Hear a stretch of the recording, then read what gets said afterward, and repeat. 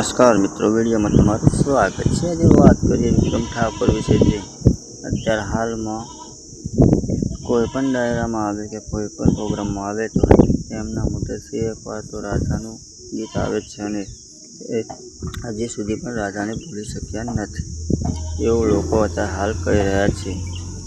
અને જેટલી પણ ફિલ્મો પછી બની છે તેમની ત્યારથી રાધા ગઈ છે ત્યાંથી તેમની ફિલ્મો એટલી બધી હિટ જતી નથી, તે પણ તમે જાણ્યું હશે। અને વિક્રમ ઠાકોર જોડે રાધા નથી તોય પણ તેમને રાધાના ગીત જ વધારે પસંદ આવે છે, તો એ ગમે ત્યારે ગીતો ગાય તો રાધાના જ ગીતો ગાય છે।